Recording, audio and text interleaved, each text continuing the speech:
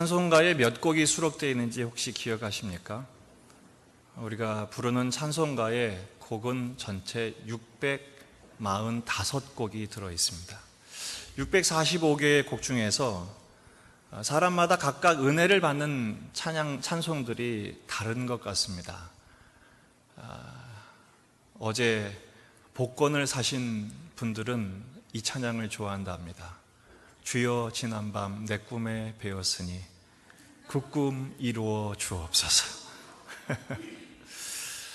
소방수들이 싫어하는 찬양이 있답니다. 산마다 불이 탄다. 592장. 시험을 앞둔 학생들이 간절히 부르는 찬양이 있답니다. 아무것도 모르니 주여 가르쳐 주소서. 375장. 변비로 고생하는 분들이 열심히 부르는 찬양 544장. 힘써도 못하네, 참아도 못하네, 믿으면 하겠네. 요즘 같은 명절에 며느리들이 간절히 부르는 희망 찬양이 있습니다. 325장. 예수가 함께 계시니 시험이 오나 겁없네. 영문을 모르시는 분들 계시죠? 시험이 오나 겁없네. 무엇을 보는가에 따라서 같은 찬송을 불러도 은혜를 받는 관점이 다릅니다.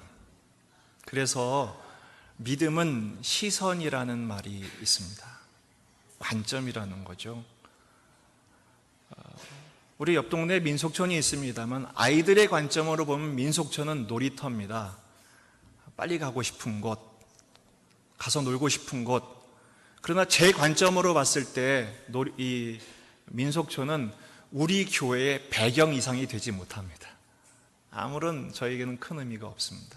사람이 어디에 우선순위를 두고 의미와 가치를 두느냐에 따라서 그 관점에 따라서 내용이 달라집니다. 오늘 사도행전 3장 말씀이 사도행전에 나오는 첫 번째 기적인데요. 그게 뭐냐 하면 40년 동안 한 번도 걸어본 적이 없는 장애인, 안진뱅이였던 이 장애인이 구걸하며 살다가 두 사도를 만나요. 베드로와 요한을 만나서 기적이 일어납니다. 저렇게 주저앉아 있었던 사람, 40년 동안 한 번도 걸어본 적이 없는 사람이 벌떡 일어나 걸을 뿐 아니라 뛰면서 찬송을 하는 기적이 나타납니다. 놀라운 일이죠. 기적이죠. 이 기적의 의미와 그리고 어떻게 이런 일이 일어났을까? 특별히 오늘은 이 거지가 바라보았던 시선과 그들을 만났던 두 명의 사도 베드로와 요한이 거지를 보았던 두 사람 사이의 만남, 그리고 그들의 시선에 초점을 맞춰서 오늘의 기적의 의미를 생각해 보려고 합니다. 오늘 말씀을 보면 두 가지 시선이 소개되어 있습니다. 하나는 거지의 시선인데요, 3절 말씀입니다. 그가 베드로와 요한이 성전에 들어가려 함을 보고 구걸하거늘 그랬어요. 이 그는 누굽니까? 저 성전에 앉아있는 거지입니다. 구걸하는 사람이죠. 안진뱅이 장애인이었습니다. 그가 베드로와 요한을 쳐다봤습니다. 쳐다봤는데 왜 쳐다봤을까요? 5절에 보면 이렇게 되어 있어요. 그가 그들에게서 무엇을 얻을까 하여 바라보거늘 그랬어요. 무엇을 얻을까 하여 바라보고, 결국 이 거지가 베드로와 요한을 쳐다본 거는 뭘 바란 거예요? 그 베드로와 요한을 쳐다본 게 아니라 베드로와 요한의 주머니를 쳐다본 거죠. 한 푼 줍쇼. 도대체 오늘 얼마나 줄까? 기본적으로 500원짜리 동전이나 오늘 기분 좋으면 혹시 파란 배춧잎이라도 나올까? 오늘 대박나서 신사임당이라도 나올까? 오직 관심은 베드로와 요한이 주는 동전, 그의 구걸, 거기에 이제 관심이 있는 거죠. 그런데 그 베드로와 요한, 그 거지를 바라보고 있었던 베드로와 요한의 시선은 좀 달랐습니다. 4절을 보실까요? 베드로가 요한과 더불어 주목하여 그래요. 주목하다. 이 주목하다는 것도 보다는 뜻이죠. 주목하다는 말은 뭐냐면 응시했다라는 것입니다. 아까 이 거지가 베드로와 요한을 봤을 때는 뭐예요? 지나가는 수많은 사람 중에 나에게 적선할 수 있는 사람 정도로밖에 보이지 않았지만 베드로 요한은 이 거지 한 사람을 주목했다는 것입니다. 이 주목하다는 의미가 매우 중요합니다. 사실상 한번 그 장면을 생각해 보십시오. 이 사람은 40년 동안 장애인이었고 아마 어렸을 때부터 수십 년 동안 그 성전 앞에서 구걸을 하고 있었을 것입니다. 유대인들은 1년에 3차 절기를 지키기 위해서 항상 성전을 드나들었을 것이죠. 그러니까 아마 이 성전을 드나드는 순례객들에게 이 장애인 거지는 매우 유명한 사람이었을 것입니다. 항상 거기 있었으니까요. 하지만 이 많은 사람들, 한 번 절기에 200만 명 이상이 예루살렘을 방문할 때 그 많은 사람들이 왔다 갔다 하면서 보았던 거지는 어떤 거지입니까? 어떤 사람입니까? 그저 동정하는 사람, 적선을 구하는 사람, 구걸하는 사람, 그냥 항상 저 사람 또 있구나, 그리고 그냥 지나치는 사람에 불과했을 것입니다. 하지만 베드로와 요한은 그날 그 사람에게 주목했습니다. 왜 그랬을까요? 그 전에도 베드로와 요한이 지나갔을 때 봤을 사람이 있을 텐데 지금 비로소 주목하게 됐어요. 왜 그럴까요? 예수님의 마음을 가졌기 때문입니다. 전에 보았을 때와 다릅니다. 오늘은 주목한 이유가 뭐냐? 예수님의 긍휼히 여기는 안목으로, 그 시선으로 비로소 그 영혼을 보게 되었다는 것입니다. 여러분, 오늘 예배를 드릴 때 담임 목사를 보러 오신 거 아닐 겁니다. 성도들을 보러 오신 거 아닐 겁니다. 먼저 하나님을 예배하러 오셨을 겁니다. 그러나 주변의 사람들을 볼 때 전처럼 그저 있는 사람, 예배하는 사람, 원래 있는 사람 그렇게 여기지 마시고 예수님의 마음으로 바라보는 눈이 열리시기를 주의 이름으로 축원합니다. 명절에 식구들을 만날 때도 마찬가지예요. 잘 지냈어? 어떻게 지냈어? 그냥 명목상 의례상의 인사가 아니라 예수님의 긍휼히 여기는 마음, 예수님의 그 사랑의 마음으로 본다면 사람을 보는 눈이 달라지게 될 것입니다. 이 두 사도가, 베드로와 요한이 그들을, 그 거지를 그렇게 주목하고 난 다음에 4절의 끝부분에 이렇게 말합니다. 우리를 보라, 우리를 보라. 베드로와 요한이 도대체 뭐길래 나를 보라고, 우리를 보라고 그랬을까요? 사실 크게 다를 거 없지 않습니까? 무식한 어부들이었고 천한 직업을 가진 사람들이었고 시골 동네 사람들입니다. 우리를 보라. 행색이나 그들의 외형이나 크게 달라진 것이 없는데 우리를 보라. 어떻게 그렇게 당당하고 떳떳하게 우리를 보라고 말할 수 있었을까요? 그거는요, 베드로를 보란 얘기가 아닙니다. 요한을 보란 얘기가 아닙니다. 변화된 그들을 보라는 것이었습니다. 어떤 변화입니까? 전에는 예수님 없이 성전에 왔었는데 이제는 예수님을 만났고 이제는 성령으로 충만하여 변화된 우리를 보라. 좀 더 깊이 말하면 내 안에 계신 예수를 보라고 지금 당당하게 선포하고 있는 것입니다. 우리를 보란 말은 그냥 뱉은 말이 아닙니다. 이것은 믿음에서 나온 말입니다. 어떤 믿음일까요? 마태복음 1장 23절, 보라, 처녀가 잉태하여 아들을 낳을 것이요 그의 이름을 무엇이라? 임마누엘이라 하리라. 뜻이 뭡니까? 번역한즉 하나님이 우리와 함께 계시다. 지금 베드로와 요한이 우리를 보라 했을 때 이 우리가 누구냐? 하나님이 우리와 함께 계신 우리죠. 예수님이 함께 계신 우리를 보라라고 이야기하는 것입니다.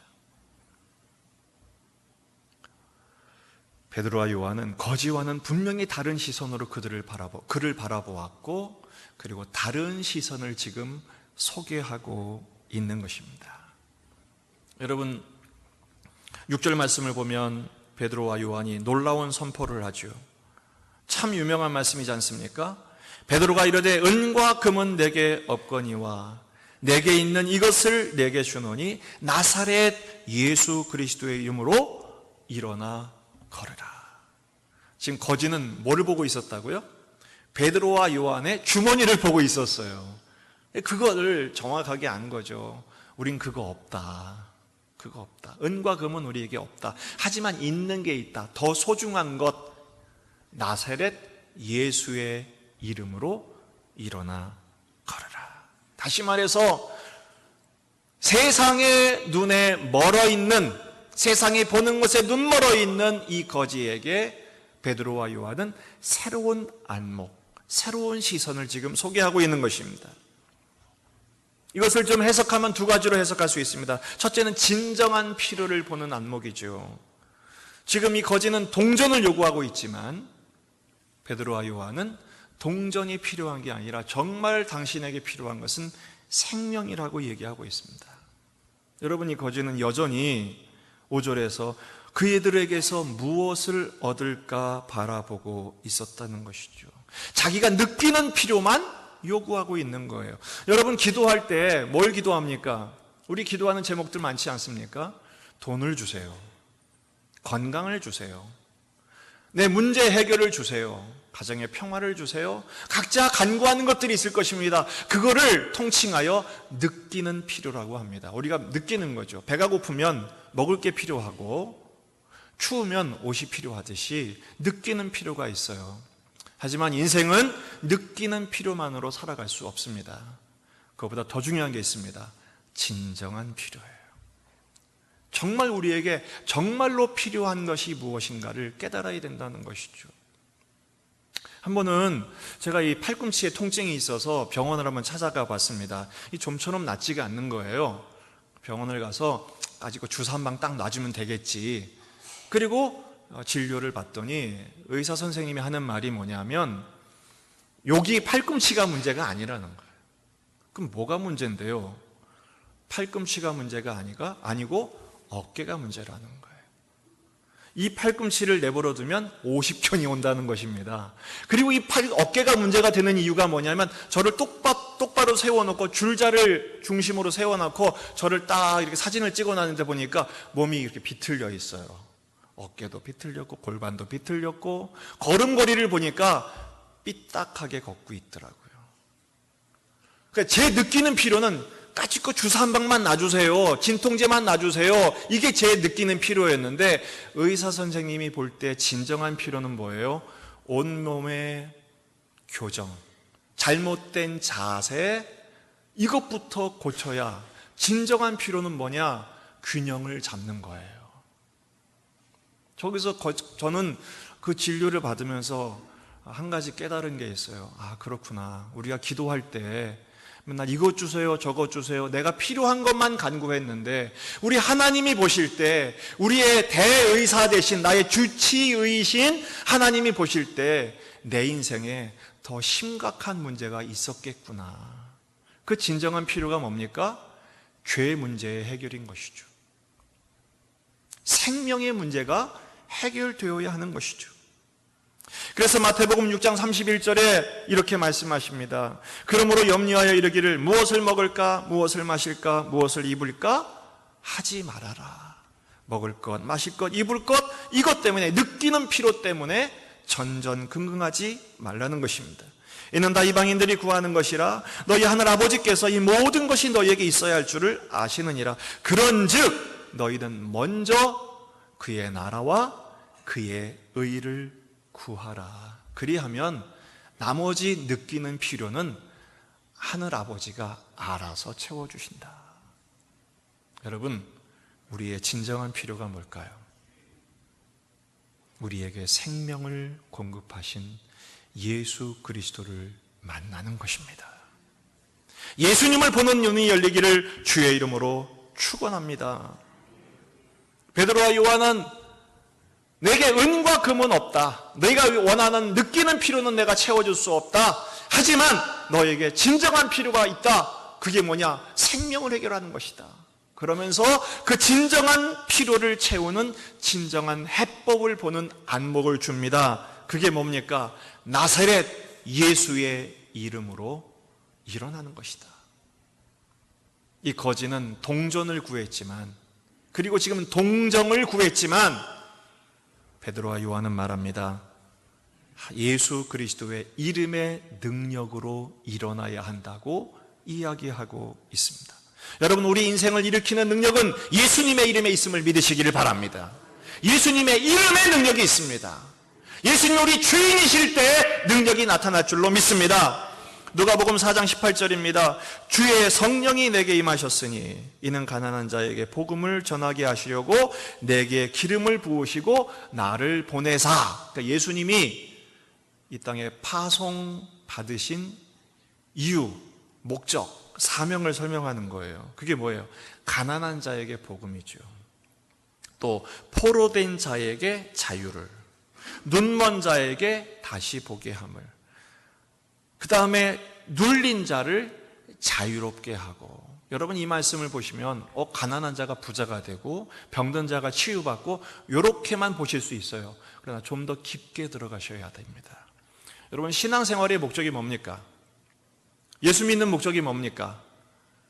행복해지는 것입니까? 복 받는 것입니까? 틀리지는 않습니다. 하지만 정답은 아닙니다. 예수 믿으면 복 받는 거 맞는데, 예수 믿으면 행복해지지 않나? 물론 그렇습니다. 그러나 그것은 덤일 뿐입니다. 정말 중요한 것, 신앙생활의 목적은 행복이 아니라 자유입니다. 많은 그리스도인들이 이것을 오해합니다. 진정한 신앙생활의 목적은 자유에 있습니다. 가난으로부터 자유해지는 것, 부자가 되는 것이 아닌가? 아닙니다. 부자들도 불행합니다. 병이 낫는 것 아닙니다. 건강한 사람들도 불행합니다. 누가 자살하는 줄 아십니까? 건강한 사람들이 자살합니다.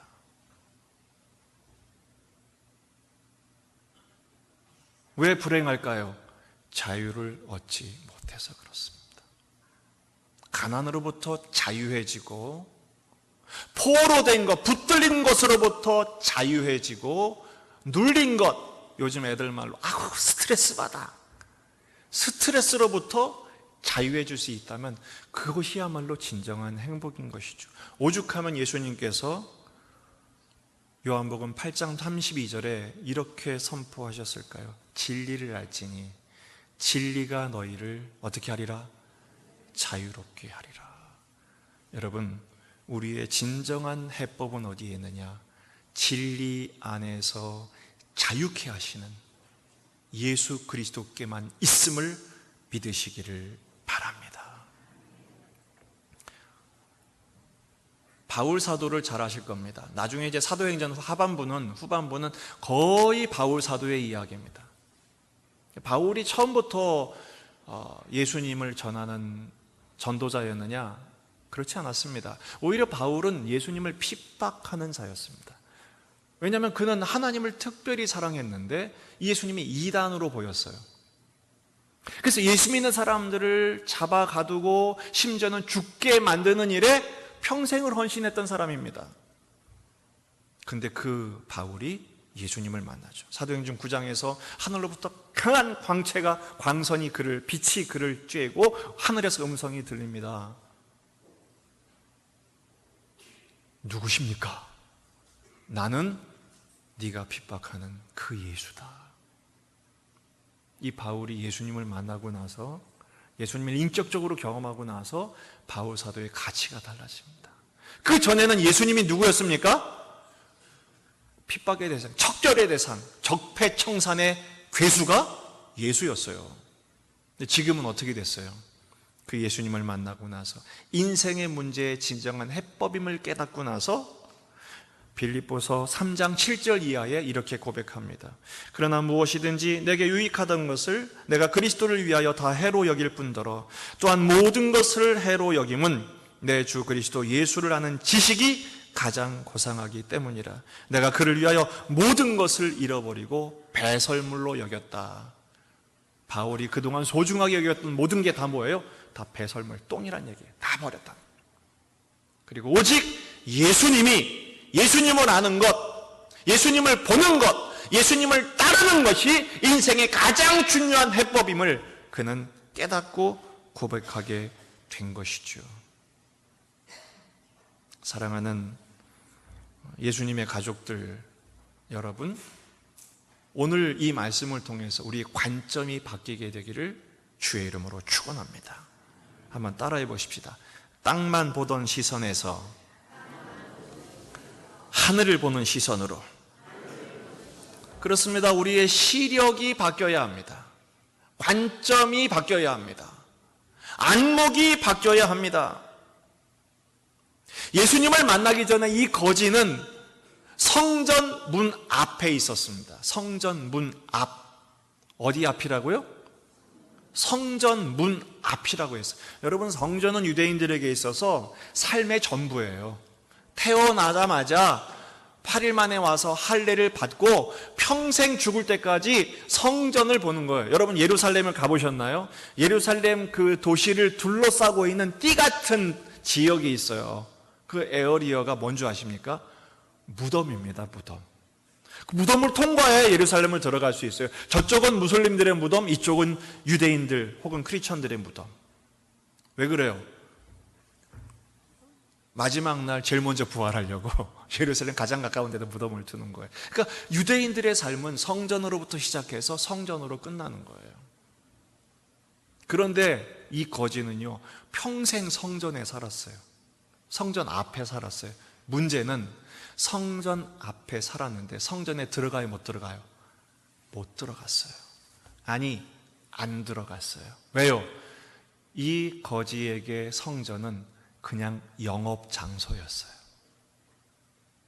밥 빌어먹고 사는 한 푼 줍쇼, 동전을 얻어내는 장소에 불과했어요. 땅만 보고 산 것이죠. 남의 주머니만 보고 산 것이죠. 그런데 이 거지가 예수님을 만나고 나서, 이 베드로와 요한을 통해서 예수님을 만나고 나서 그의 시선이 바뀌기 시작합니다. 오늘 말씀의 하이라이트는 어디에 있습니까?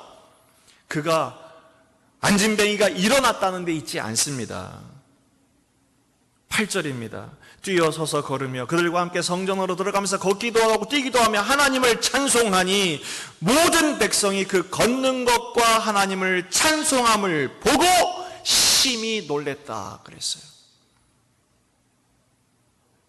이 안진뱅이가 일어난 것도 기적이지만 더 큰 기적이 뭡니까? 성전 앞에서 구걸만 했던 이 사람이 성전 안에 들어가 예배하는 자로 바뀐 것을 보고 그들은 기절초풍한 것입니다.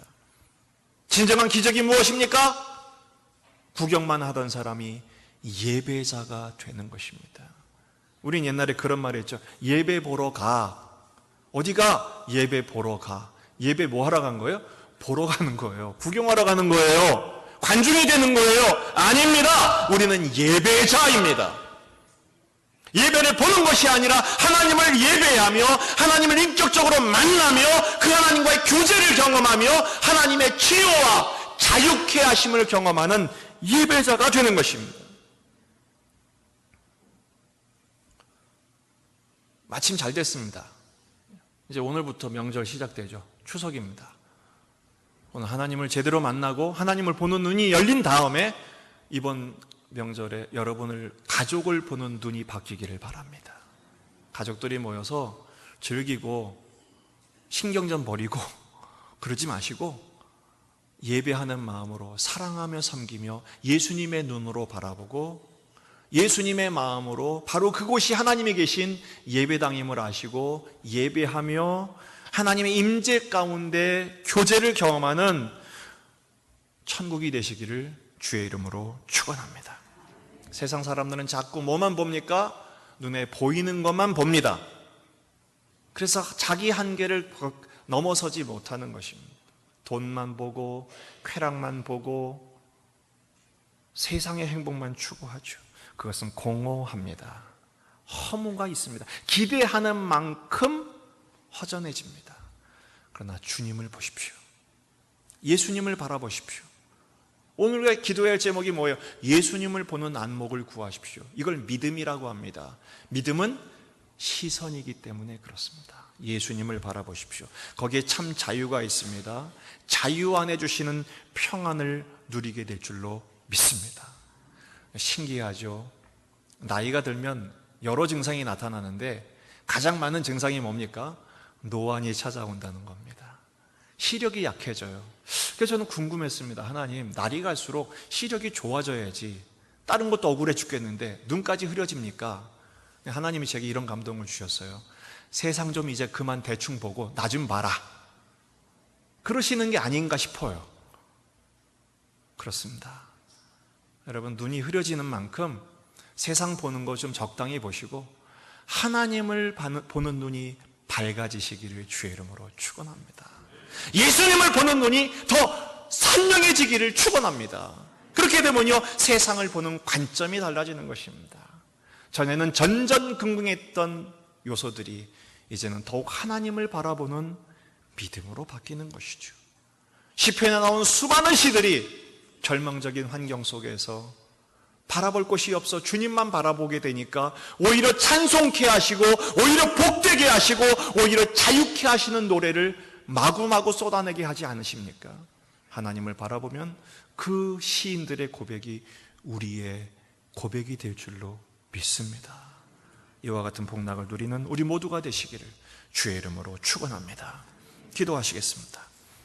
하나님 아버지, 우리의 안목이 바뀌게 하옵소서. 보는 것만 볼 줄 알았던 저희들 보이지 않는 하나님을 볼 뿐 아니라 우리의 참 인생의 길이요 빛이신 예수 그리스도 주님을 만나는 삶을 살게 하여 주옵소서. 예수 그리스도 안에서 모든 것들이 새롭게 해석되고